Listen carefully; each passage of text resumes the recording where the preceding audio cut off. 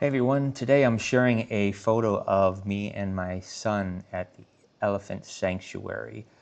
Recently we went, and this is the only picture for my tour guide where both me and Daniel are not looking at the camera. You can see I'm trying to point to the camera, get his attention just for a moment, and we end up where neither of us look at the camera. So I thought this was just a fun picture to share.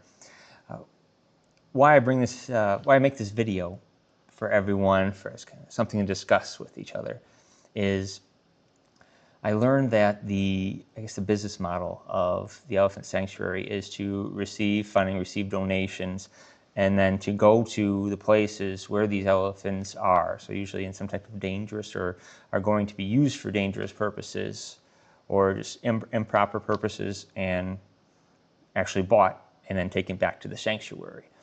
I would think normally you recognize something as a dangerous area, and then maybe a regulatory body, some legal body, someone comes in and takes them away from the dangerous area.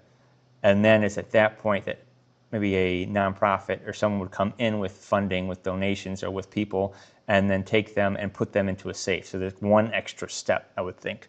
But in this case, with this place, they go out and directly purchase, which is legal to purchase elephants, and that's not abuse to my understanding. Even though you can legally purchase elephants as just a normal business transaction, that's, I guess, monitored, or it's not abused at all.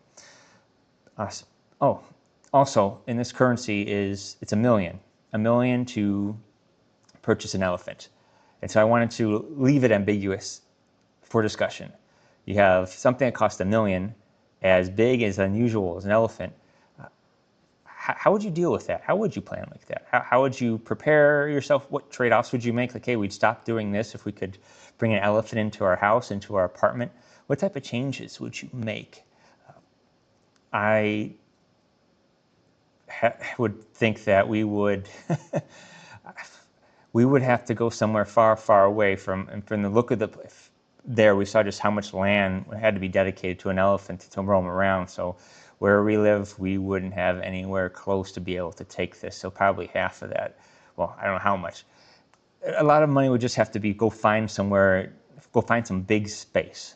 That's it, right? And so now what trade-offs? What are we losing if we have to move far away from where we are now to go to that big space where we could even contemplate having an elephant? And we don't know if that's even legitimate, because we don't spend a lot of time with elephants where I am, especially when I'm used to just having a lot of zoos and being in closed areas like that.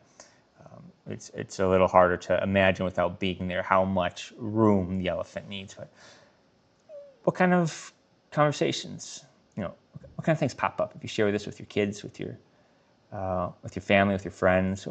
What ideas do you come up with? I mean, try to take this as far as you can. I would assume this is going to be just something you never thought about, or maybe that you're familiar with, but you haven't really fully strung out. What do the logistics? What does one step after the other? What does that look like? What are some trade-offs? What would you stop doing in order to do this? Just ask yourselves a number of questions.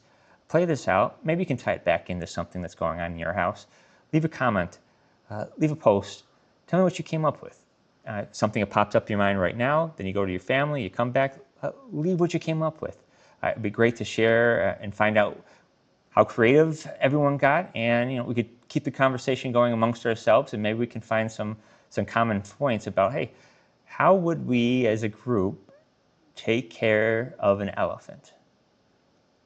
All right. Thanks for watching. Have a good day. Bye-bye.